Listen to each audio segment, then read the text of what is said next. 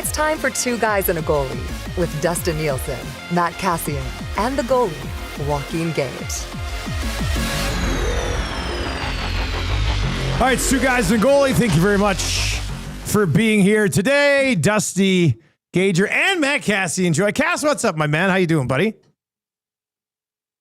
A classic mute on Cass. Nice. Right off the start.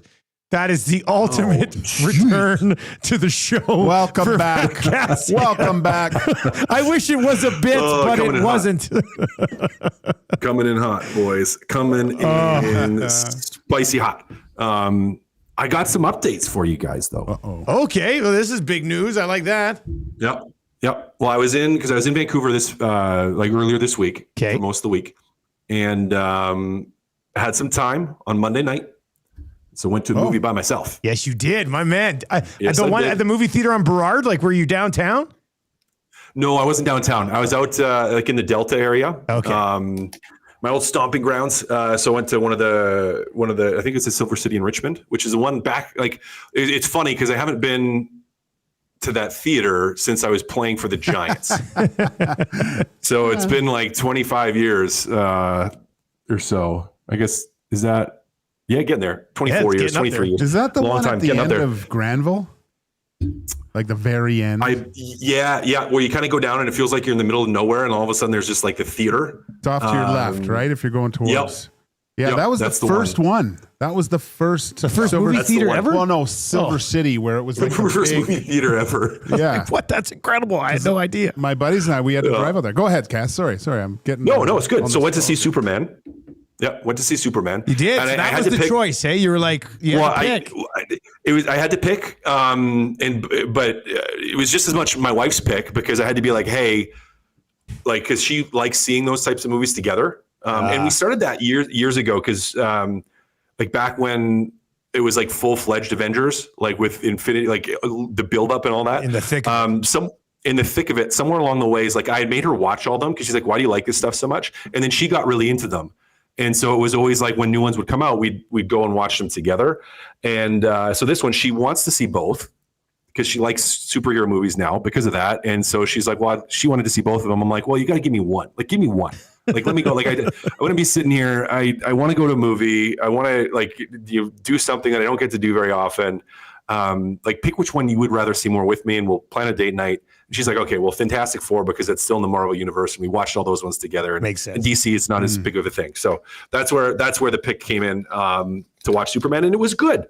Have you guys both seen it now? Yeah, we've both seen it. Yep. Yeah. So it was good. There's things I really enjoyed. There's things I thought I was like, I could have used a little bit more nuance and approach.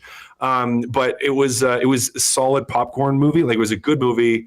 I like Superman. Thought he was a good cast. Loved the over cheese, like being kind is a new punk rock mentality. I'm like, I can get down with that. That's a good thing.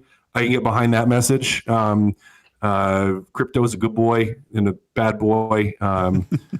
So it was good, guys. I enjoyed it. So there was that. And then the second thing was the week before I was in Minnesota and was around the rink a little bit in Minnesota and got to watch future Edmonton Oiler Isaac Howard skate a little bit for a couple. Hello. There you go. So okay, there you go. Inside tell us scoop. more. Nothing against your Superman trip, but our ears are perking up now. Ears are perking up. Yes, I got a chance to watch him skate. He's pretty punk rock. Like, it was a good the quality of players at the skate, because sometimes you never know when you're at some of these things who all is going to be out, who's in town, what's going on, and it was a high quality skate. Like, there was a lot of big names out there. So I'll give you because I write down the list of everybody that was there. But you had Owen Power was out on the ice. So you had Owen Power out there. You had Clayton Keller was out there, and he's that guy. As a skilled player, if you've seen him. So he's Keller always was out there. just sort of been the guy nobody ever gets to watch play. Yeah, he was really good. Matt Boldy was out there.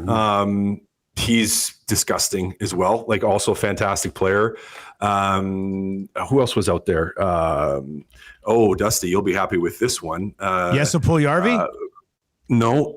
It's one of the Montreal Canadiens. Very, very highly skilled player. Hudson. And he was out there with his brother. Okay. Hudson was out there. Man, and I saw him with Quimanoff. That guy shredded.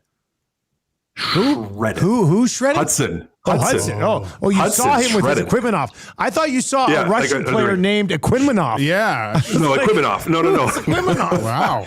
No, saw Lane Hudson, and it's like he's because he's not a tall guy, but like he is fit, that guy. And there was a couple other guys too, but it was like it was a pretty impressive skate in terms of the quality of players. Like right there, even that list is like you got some guys that can play, and there was a lot. It was all NHL guys, and Howard was out there with them, so got to watch. They're doing some skill work and then just doing some high intensity in zone work as well, which was actually pretty good. So a couple of notes on him. He looks pretty good, guys. I will say, and for 21 years old, and I know he hasn't played pro hockey yet at the NHL level consistently, but guys, he skilled and decently explosive is what I would notice. Like he looked explosive in terms of his movement, which is something that I really liked. Now the skill wise, I mean, you kind of expected that to win the Hobey Baker, put up that many goals even in college hockey. It's like you got to be skilled, you got to be good, and the skill was there, but that was the thing that kind of I don't want to say it shocked me. I don't want to say it surprised me because it didn't, because I never really watched him play, so I didn't know what to expect. But watching him I was like, he's got some boots.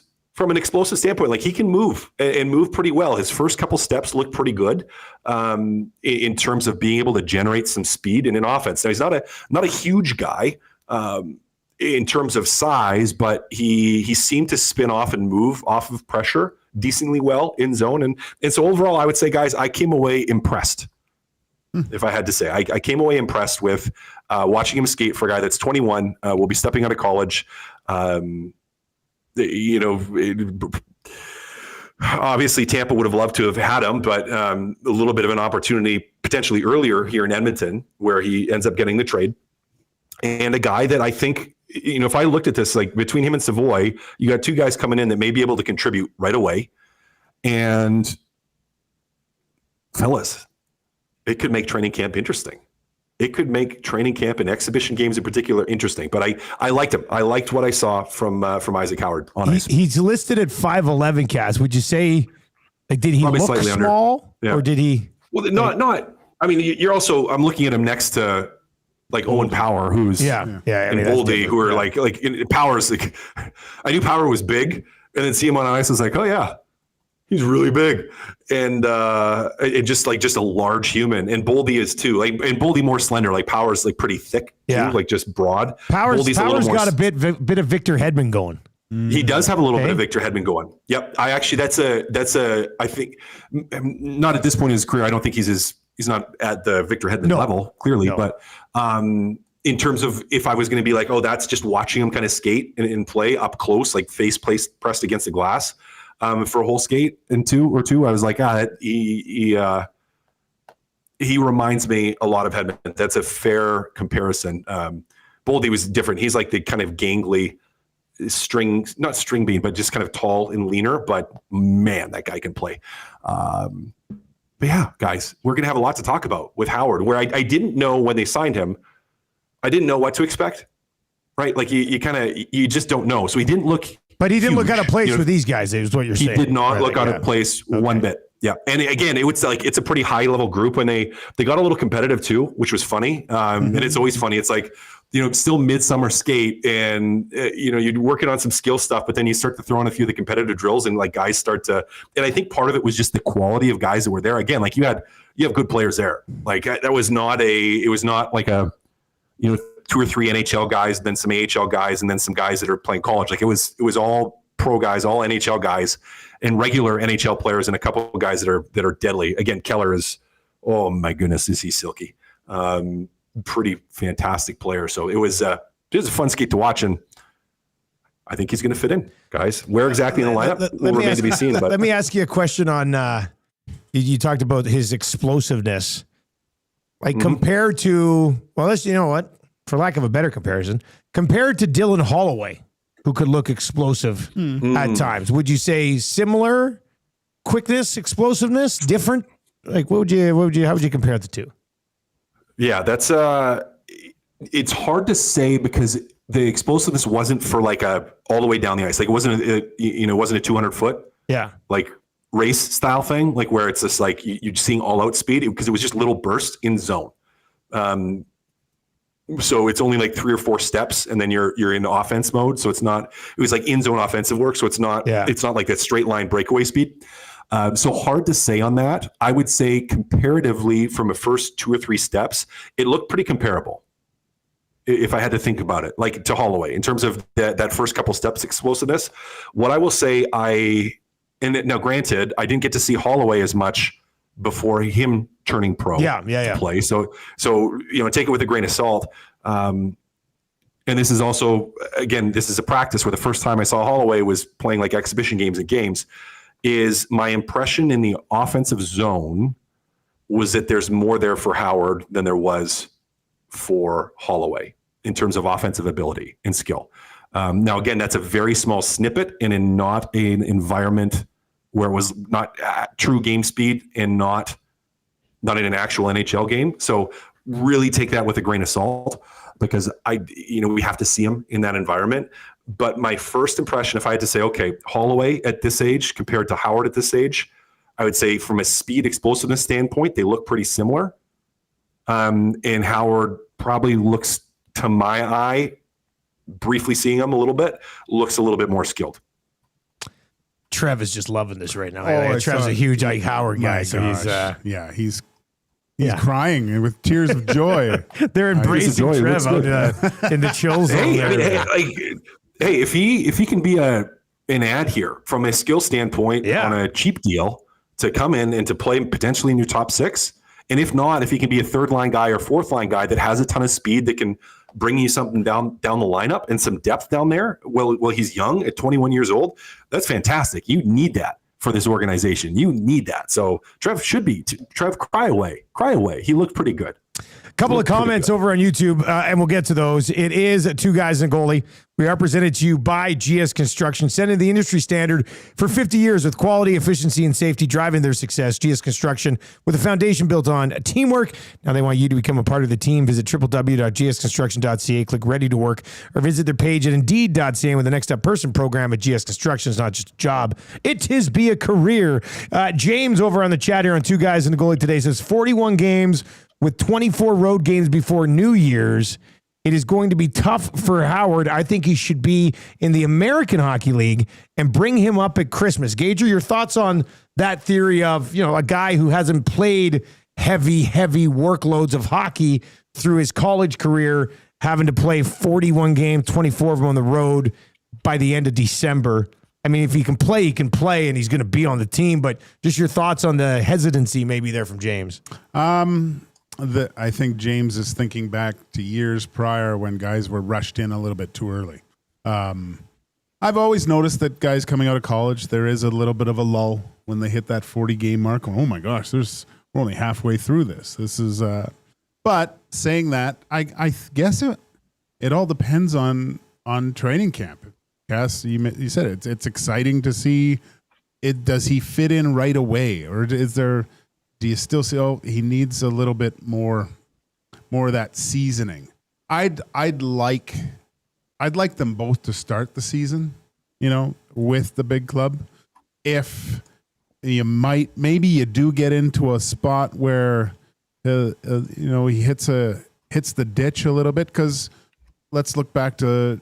And I'm not saying he's going to become Leon Draisaitl, but Leon Draisaitl came up and he hit the ditch a bit and went down to the minors for like a month, came back and said, I'm not, and just decided I'm not going back. And maybe that's no more. I'm done. Yeah. Get me out of here. Yeah. That's what it takes. Right. So there might be something like that. I'm optimistic that both these young guys are in the lineup starting game 1, and you hope that they don't get the demotion after, a certain amount of time and they're full-time NHLers right off the hop. But I think maybe a portion, but it depends how things go in those first I'd say 15 to 20 games. Rip City Step says he'll get an Olympic break unless he doesn't. Which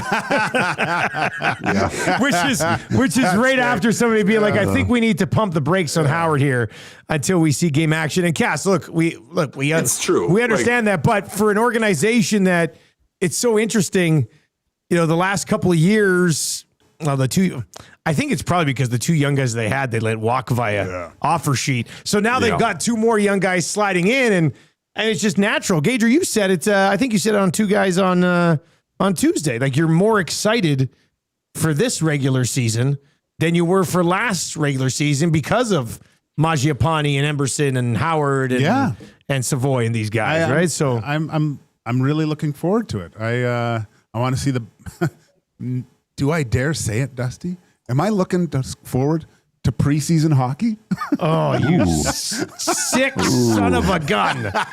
Well, I mean, I would say a little bit of it. A little bit. I don't want too much preseason hockey, but what was you're going to be from a what's new perspective? There really wasn't anything to look forward to. Like, even the guys they brought in, you knew Arvidsson, you knew Skinner, you knew all those guys. You didn't care what they looked like in the preseason. This year, you get to see Mangiapane.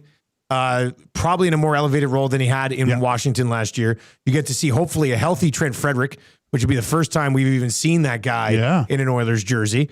And then you get to see these two young kids who may or may not end up factoring to the to success that this team has this year. So it's on. It's full on, as they say. And Emberson's my big question mark. I want to see what he has this year. I think there's. Oh, he was out there too. Sorry. Was he? Oh, what? Forgot that. Just now you tell us this? How'd he look? Forgot about that. He looked pretty good. I mean, it's again, like, there were some pretty highly skilled offensive players in there, and I can't say that my eyes were glued to him. Like, I was more watching Howard, just because we've seen Emberson a little bit. So I can't say that I was like, I really spent any time. Maybe I'm an idiot because I didn't spend a ton of time just watching him intently. So I'm hesitant to say because I wasn't glued to him. I can tell you he didn't look horrible when I did see, but it wasn't like he looked dominant. Again, not the type of drills that they were doing where it was really good to get an idea of that. Yeah. Like, you saw the capacity a little bit more of the offensive side of it, which is not what we're expecting from Everson, right? Like, that's not what we're looking for from him. And it was more offensive, skilled focused in terms of the skates that I was at, what they were working on. So, hard to say with him, but I am excited to see, because he's a guy that I think we can expect and we want and desire to take a big step this year. Like, if he can all of a sudden really be challenging to move up the lineup and it just play that steady, consistent, hard-nosed defensive game, that would be huge for this group, because that's still something that they need. Cass, was there a player out there that really, really blew your hair back and you just went, wow, that was her? Who looked the best out there to you? Well, Keller and Boldy, those two guys. I was just like, and Keller is, again, because however many million years stuck in a franchise in Arizona where it's like you don't really get to see it that often, right? And you're not really watching it all. He was filthy skill wise. Like, it's one of those ones where you just watch him for 5 seconds and you're like, ooh, like that. Like, and literally all it takes is 5 seconds. Like, you see him step on the ice, handle the puck once, and you're just like, oh. Like, it's one of those, like, that's the level of skill that he's got, like, just silk out there. And then Boldy is just does everything well. Like, just does everything well. Like, big body, fantastic release. Yeah. That was like, for him, that was what, again, it didn't surprise me because it's like I knew he had it, but getting to see it and see it repetitively multiple times, like, because in a game, right, if you see guys go in and shoot, they get it, whatever. Like, McDavid in a huge night shoots 10 times, if that, maybe less, like, shot attempts. And that's on like a big night. And in here, it's like you see that 10 shots in 3 minutes from a guy stepping down the wing or off or whatever they're doing. And so getting to see it repetitively, that guy's got a cannon and a big body, moves extremely well. He was really, like, those were the two guys where I was just like, man, these guys are filthy. Completely different players. One just the skilled, evasive in Keller, and then in Boldy just the powerhouse. Trevor, you get so excited about the Ike talk that you had to come in here, or what? He's really pumping up Ike Howard right now. Dwight K. Schrute on Emberson says, Cass, on a scale of 1 to Cody Ceci, how'd he look? You love your Cody Ceci, so that is a funny message. I love my Cody Ceci. I love my Cody Ceci. So it's hard to say. It still makes me a little sad. And Cody's not here, so it's too early. That's too early. Funny. Yeah, too soon, guys. I'm still butthurt on that one. So. Fresh. All right, let's dive into our number cruncher segment for the crew over at Play Alberta. Make your bets count for you and everyone else with Play Alberta app with hundreds of player props on the biggest leagues, NFL, CFL, NHL, NBA, MLB, you name it. You're not just playing for fun. Supporting the province, Play Alberta revenue funds, Alberta programs and services. Deposit today. If you've not yet used that initial bonus code, deposit $5 and use the code YEG50, get a $50 free bet. Or you can just use EST Sports, deposit 20 and get 50 as well. All right, so we are doing this Whipping Boy bracket. Stuart Skinner advanced yesterday, knocking off Jack Campbell in his goaltender regional matchup. Today it is Mikko Koskinen versus Devan Dubnyk, and Koskinen won the YouTube vote this morning, 51-49. Was very close, and right now he's been slowly pulling away all day on Twitter as well. Koskinen's at 56.1% of the vote, Dubnyk at 43.9%. Gager, I don't know if you voted on this or not, but who would your vote have gone for? Who was/is the more criticized Oiler, Koskinen or Dubnyk? I believe it was Doobie. All right. I don't know why I got emotional for Dubnyk at times. There's one game in particular, and I know things weren't going well, and I want to say he stopped the first 14 shots, and I would say 12 of them were great A's. It was just great saves, and he was in it. The crowd. And then a guy came down the wing and ripped it like short side bar down. Like it was just a missile.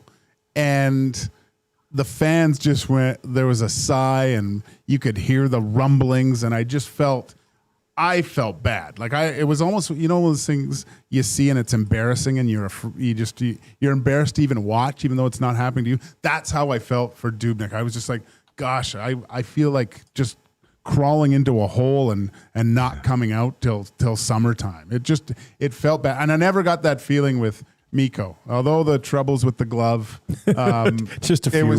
It was more comedic at that point, when that was happening. So yeah, I just didn't get the same feeling that people just after Mikko signed that deal, I think people just said, oh, well, it is what it is. I guess he can't stop the first puck and maybe he'll make a couple saves later. But Dubnyk everyone was on him. Yeah, and you could see it with his play. Like he almost got kicked out of the league afterwards. His confidence was so but then low. the all-time bounce back, though. Oh, huge. All-time bounce back. Coach Mike texts in and says, Mac T is hammering that Dubnyk vote right now. Cass, what are your thoughts on who was more criticized between these two? It's hard for me to say. Yeah, it's hard for me to say on Doobie just because I wasn't here in the city at that time. Like I was playing when that was going on, and so it's not like I fully got a sense of that.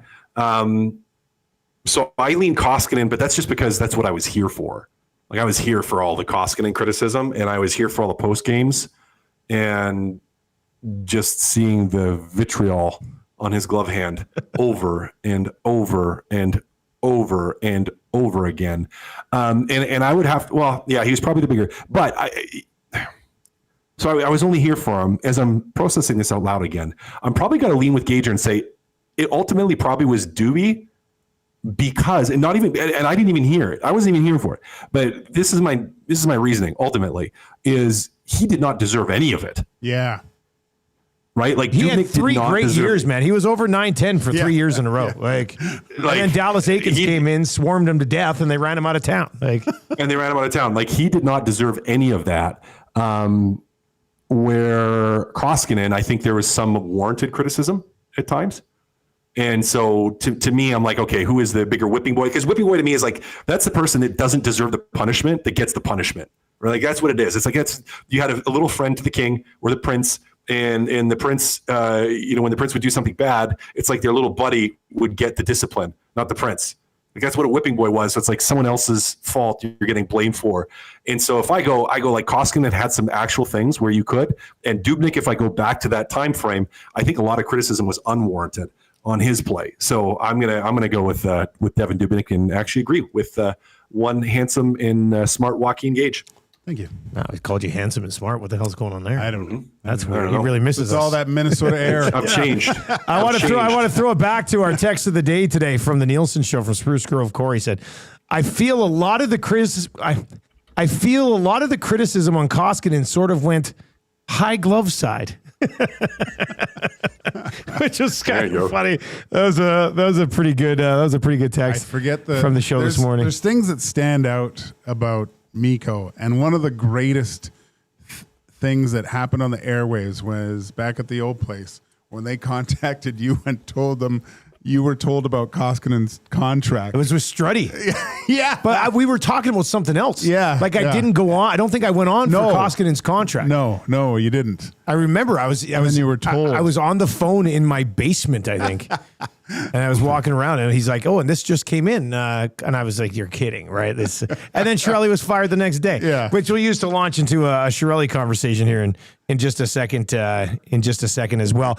You'll be, I don't know if you'll be happy to know, Kaz, but let me just bring you up to speed on the whipping boy bracket so far, because today was day 4 of it. Darnell Nurse beat out Justin Schultz in the first round of that defensive region, and Evan Bouchard got by Tom Pody. So Nurse and Bouchard have already advanced to the Elite 8 of the whipping boy bracket. Yesterday, Stuart Skinner in a walk past Jack Campbell. Today we're on Koskinen and Dubnyk. We'll probably wait until Monday when I'm back. Horkoff versus Lucic, Arnott versus Puljujarvi, and then Kevin Lowe versus Dallas Aikens, and Peter Chiarelli versus Steve Tambellini. So it's going to be a fun one. Let's see how this sorts itself out. There's a lot in there. There's going to be a couple good battles, guys. I think so. I think there'll be. We had a couple pretty tight ones so far. Like that, the Pody Bouchard one was pretty close for quite some time. So yeah, we'll see how this one. I think Bouch is probably bigger on that one. I might have to go with Bouch. In a Bouch versus Nurse. In a Bouch versus Nurse. That's the second round matchup. We'll get to it in a few weeks. Yeah. Bouch. Yeah. It's a heavyweight. It's a heavyweight tilt. That's Tampa versus Florida in the first round. Is that is a heavyweight contract taken into account now? I don't think they've had enough time to criticize Bouch's new deal on the ice yet. Yeah, so I know. I mean, let's run this back next year, and it might be a completely different vote. It could be a completely different vote. That's your Number Cruncher segment as we took a look at the Whipping Boy bracket. Number Crunchers, of course, brought to you by Play Alberta. Here on Two Guys and a Goalie, which is brought to you by GS Construction. They are hiring today. They were hiring yesterday.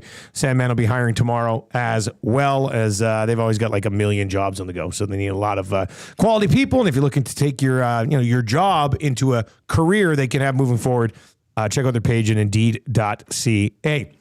All right, so just using this because the whole Whipping Boy bracket has essentially turned into just turmoil on my Twitter account of people arguing over who sucked more, Ken Holland or Peter Chiarelli. And I honestly, and I love both your guys' opinions on this, Ken Holland had some misses, don't get me wrong. Jack Campbell signing wasn't great. Nurse contract could have been a little bit better, but he was coming off that huge season, and those defensemen were getting those numbers. I mean, a little bit unfortunate, but the Campbell one really sucked. But Chiarelli had some all-time bonehead moves. Like, I can't believe it's even a conversation between some people that, who was worse at their job, Peter Chiarelli or Kenny Holland. But, Cass, we'll give you the floor on this one. I mean, is it even remotely close to you? No, Panic Peter wins this. You know what? That is what ended up happening, right? Like he started panicking and just totally blew it. No, he panicked. He would panic that there wouldn't be players available, panic that he has to do something. Like he made panic decisions. In my opinion. It's not like I was sitting in the room, so I don't know. Yeah. But emotionally, it seemed like he just made absolute panic decisions, guys. Like just pulling the trigger on something that was completely unnecessary to pull the trigger on. Just doesn't make sense, some of it. I get the feeling that he wasn't the right guy for the job. Chiarelli at that time? Yeah, no, it just seemed like you needed someone, you needed a captain of the ship, and from what I've kind of gathered and heard, the captain never left his quarters and just sat in there the whole time, right? There wasn't a lot of communication with everyone. I even heard like some people he would be introduced to them a few times before he got their names, right? Like it just seemed like he was completely... I got sympathy on that. I got sympathy on that one. That thing that I always, you introduce me to someone 20 times. I'm like, I know you, but yeah, but when you don't walk past that person every day too, Cass. Like that's true. So yeah, you get me to that point, it's good, but I suck with names. So and the whole like the straw that broke the camel's back, that Mikko deal, like just the day before he was fired. Yeah, and it was almost like that whole thing seemed like just a big middle finger as he was out the door. Well, you're going to fire me? Well, here you go then. Have this anchor for 3 years. It just, it's a no-brainer to me. I was just looking. Great song though. Pete Left the Tire Fire. It's probably one of my favorites. Like, yeah, and I want to play it at my funeral when that happens. Make sure we pass that along. Hontorio Momes over on Twitter replying to my question yesterday says Chiarelli was awful at pro scouting, but when you look back at his drafting, he was phenomenal. Holland traded or lost at all his picks and was either Himes and Ekholm or awful at pro scouting. I got to give the worst to Holland based on drafting and Campbell's contract. But so, I mean, I look back at Chiarelli's drafts. Okay. Peter Chiarelli took over this team April 24th, 2015. Like days after the McDavid lottery. Yeah. Like, so congratulations. Here's the greatest player in a generation. So let's look at his drafts. And if he wanted Eichel. Like, he was a big Eichel guy. When they won the lottery, he's like, damn it. He's really hoping to get Eichel too. But like when I see his draft, like I'm going to tell you the guys he drafted. You tell me if this is phenomenal drafting from Peter Chiarelli. Okay, so he got Connor McDavid, then traded picks for Griffin Reinhart, which horrible start to your tenure. Okay. Then did draft in 2015 Caleb Jones, Ethan Bear, and John Marino, who became defensemen. Like at least they played, but I mean Jones and Bear, I think partially only played because they're on the Oilers. Guys. Ethan Bear's analytics though are fantastic. He'd be a number 2 defenseman anywhere else in the league. Not today. So then the next year in 2016, took Jesse Puljujärvi, who you can look back on now and be like, not the greatest pick. But I think most teams probably would have taken him if he was sitting there at 4. Mind you, the team at 3 passed on him with a finished GM. So, I mean, there's that. So then after that, in 2016, Tyler Benson, 38 games, didn't work out. Niemelainen, 43 games. Matthew Cairns, Philip Berglund, Dylan Wells, Graham McPhee, Apelli Rasanen, and then did get Desharnais in the 7th round that year. The next year, he took Yamamoto, no longer in the NHL, Stuart Skinner, everybody hates, and then 5 guys who never done anything. Samorukov played 3 games. Safin did nothing. Maximoff did nothing. Brindamore, 2 games. Philip Kemp has still only played 1 game. 2018, got Bouchard. It was 10th overall. Got McLeod. Rodrigue is now in the KHL as of like yesterday. And then Kesselring, who they traded. Kesselring, from a value perspective, might have been one of the best picks they made. 2019, Philip Broberg. He's gone. Raphael Lavoie, Konovalov, Blumel, Missouri. None of those guys played. So, yeah, he drafted Connor McDavid. Congratulations. Like, I don't know. I mean, teams should hit on Evan Bouchard's and Puljujärvi and Yamamoto, who were his first rounders. Neither of them are National Hockey League players anymore. So I have a hard time seeing somebody say that Peter Chiarelli drafted phenomenally for the organization, because I just think that's false. He hasn't had a consistent, aside from McDavid, I guess Broberg and Bouchard, he hasn't provided a full-time NHLer. Now Holland, when he took over, Dylan Holloway, okay, gone. The rest of that draft, nobody's played yet. And then you get to the 21, 22, 23, 24 drafts. You'd like some of these guys to be here just yet, but Xavier Bourgault is a bust, bad pick. Should have just taken the goaltender and not traded down. Mm-hmm. Nobody else from that draft has played. Reed Schaefer was traded but hasn't played yet. They only had 3 other picks. 2023, they had 3 picks. Bo Akey is one of them. He's not there just yet. And then 24-25 draft yet to be determined. So it's not like Ken Holland's drafted a bunch of sleepers that came out of nowhere and are already playing either. But, his last, I guess, Holland's 24-23 drafts still to sort of be, well, actually, he wasn't even around in 24. 25. Yeah, he would have been gone. Did they keep him around for the draft in 24 or did he go before that? I think he was there for the draft. Was he there for the draft 2 years ago? I think so. Okay. Anyway, I mean, he didn't have many picks to work with because he traded him, but he turned the team into a perennial contender. Yeah. Whereas Chiarelli it started well, then made the team worse, and also didn't really draft anything of significance. Yeah, Chiarelli delayed their ability to go deep in the playoffs by 2 years. Yeah, I think that's fair. By my estimate, like his evaluation of the team was premature when they had the success, right? He went all in and kind of thought, oh, we're really close here, and couldn't see the fact that Cam Talbot covered up so many defensive mistakes that season, and they thought they were closer into their window than they actually were. And some of the moves he made then just weren't at the right time for the team that they had. 780-218-9999 if you want to chime in. But I mean, it's unanimous for the three of us that Chiarelli was the worst of the two GMs. All right, I want to slide over here. Gage, you guys had the conversation about Bush yesterday, didn't you? About where you guys would have him. Yeah. Now, was that after the NHL thing had come out with theirs, or did theirs come out a little bit later on after you guys had done it? No, it already came out. It had already come out? Okay. So did you take a look at this yesterday, the whole list on the EST Afternoons yesterday? Hernan and I went through. I think Hernan had him between 10 and 15. I had him 8. I had him 10 to 15 too. Yeah. Cass, where would Tommy said top 30 guy? I didn't know Tommy was so anti-Bush, but Cass, where would you say NHL.com ranked the top 20 defensemen in the National Hockey League? They got Evan Bouchard at number 10. Fair assessment, do you think? A little too high, a little too low? I think Hernan, today we were talking, it's like Bouchard's 10 on a good day, and then on maybe a not so good day, he'd be a little bit further down the list. 50. But I don't know, Cass, where do you think? Like, here's the guys that he's behind. Okay, Cale Makar, Quinn Hughes, Zach Werenski, Heiskanen, Hedman, Morrissey, Rasmus Dahlin, Slavin, Roman Josi, and then Bouchard. Yeah.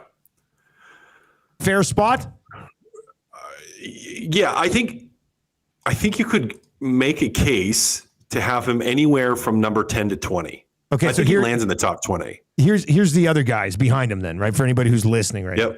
McAvoy, Gustav Forsling, Jake Sanderson, Thomas Harley, Shea Theodore, Adam Fox, Taves, Sergachev, Hudson, and Faber. Yeah. So I probably. Oh, go ahead, Gus. Go ahead. No, you go ahead, Gager. I just thought I said yesterday, where was Dahlin in that? He's 8. So that he was my kind of guinea pig here. 7, sorry. If you switch spots with him and Bouchard, is Dahlin considered a top 10 switch spots and what? Like he played teams, here? If he played here. Oh, Dahlin would be in the top 5. If he played here? Yep. He'd probably push up close to 5. So you like Dahlin a lot is what you're saying? No, it's not that I like Dahlin a lot. I just think if he had the opportunity from a power play production standpoint, and if I look at a play style to play with McDavid, and Draisaitl. Yeah, he had 68 points in 73 games last year in Buffalo. Yeah, and they got some guys, right? They do have some guys that can put the puck in the net, but I just think his point production would be then higher, and we'd be talking about him being higher on the list. So it's not that I love Dahlin. It's not that I hate Bush. I don't. But Dahlin would probably maybe move up potentially. Do you guys feel? I mean, no, I don't want to go there. I was going to say I think Hedman's too high currently. I think he's starting to slide, and that's not a bad thing. He's getting old, but I think he's starting to drop on that list for me. But if I look after, like there are some guys there that you could slide in front of him. Sanderson, I don't think I would yet. Now he's fantastic, still young, still room to grow, still going to move up. But I look at like Harley and Fox and Taves in particular, those three guys. I probably slide those up. Like Adam Fox, I probably have higher. And I probably would have him pushing up, but yeah, like I don't have a problem, I guess, is ultimately what I'm saying with Bouchard being there. I probably personally would have some guys in front of him on that list, and probably have them close to that 15 mark, somewhere between the 15 to 20, but it's not like it's insane to have him there. It's just, and I think where people have the problem with it, guys, in this market is you see the warts. Yeah. Right. Like you see the warts, and we don't necessarily see the warts on some of those other guys. So like, for example, with me just saying that, like with an Adam Fox, for example, another offensive guy, right? Like offensive player, but I don't watch New York enough to see all of Adam Fox's flaws.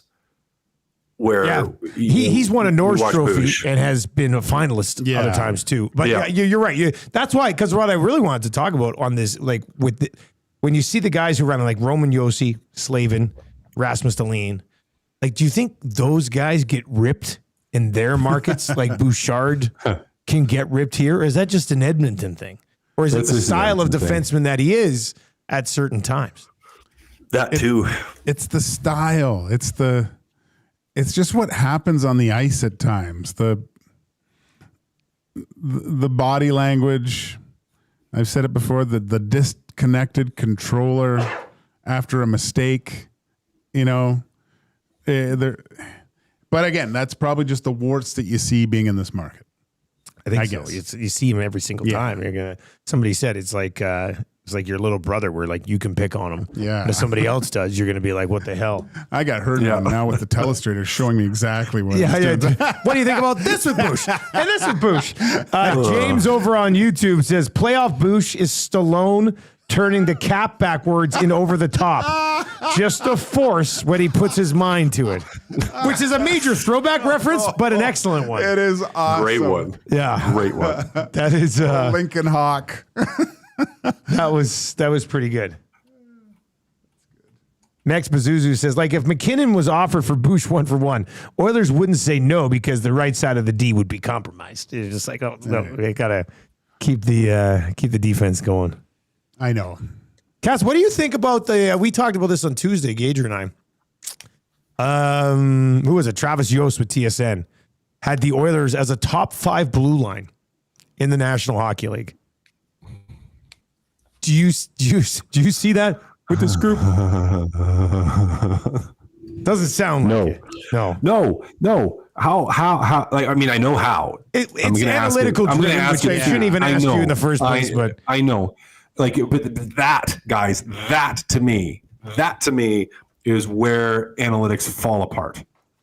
Right? Like, that's when the rubber meets the road. When you're looking at that and you're saying, this is the blue line. This is one of the best top 5 blue lines in the league.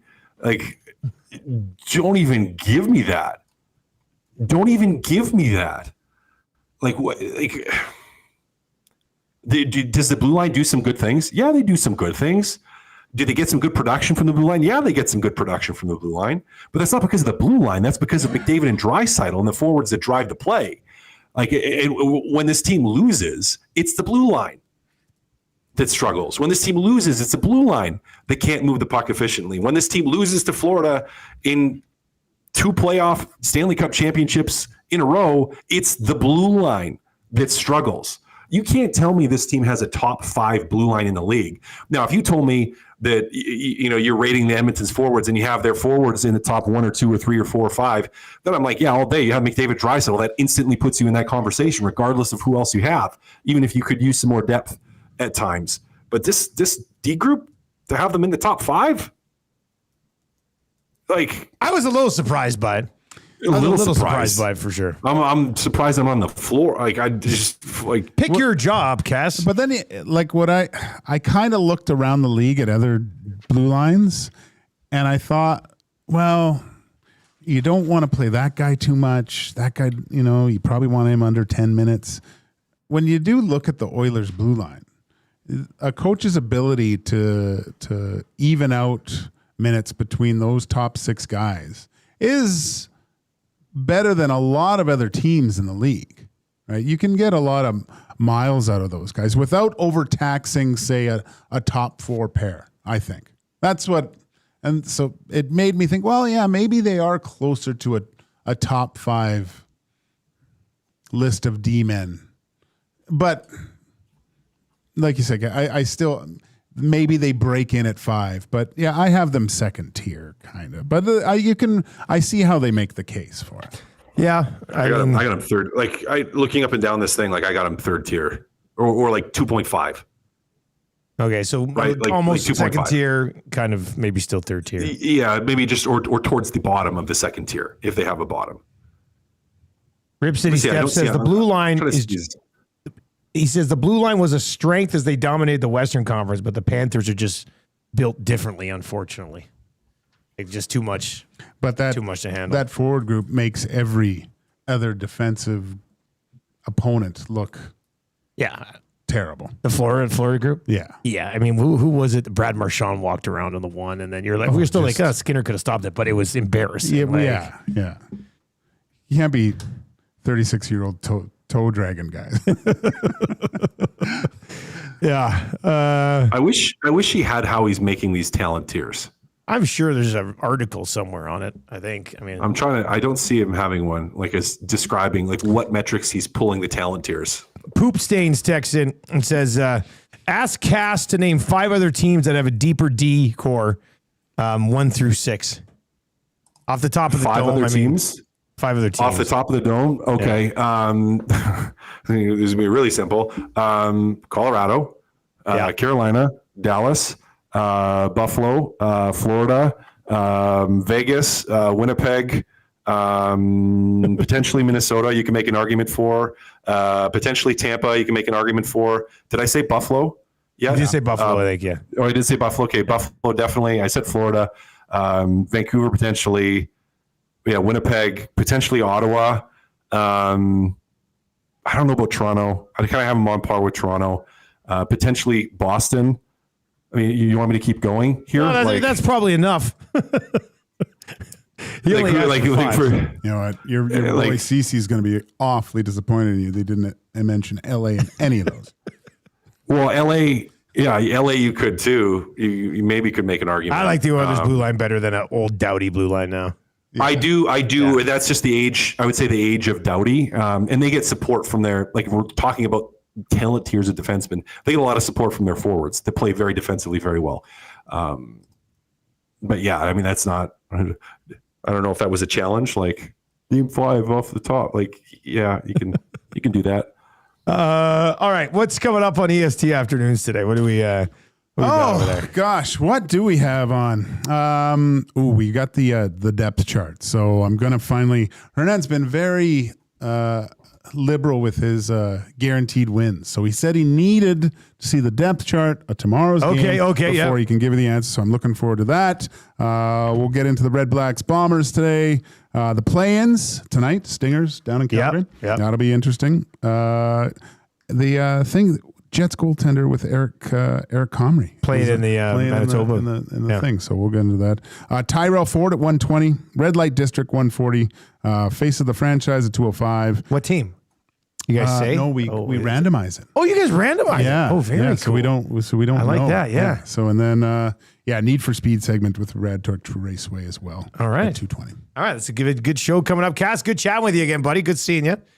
And Good to be back. You have a good weekend, buddy. And we'll catch up. We'll catch up next week. That's going to do it for Two Guys and a Goalie, brought to you by GS Construction. For Matt Kassian, Joaquin Gage, I'm Dustin Nielson. I'm off tomorrow. I got a CFL game tomorrow night here, and then off to Vancouver on Saturday. So I'll be back on Monday morning on the Nielson Show. So until then, enjoy all of our content the rest of the day here and tomorrow, and obviously Elks pre and post. And we will talk to you on Monday. Take it easy.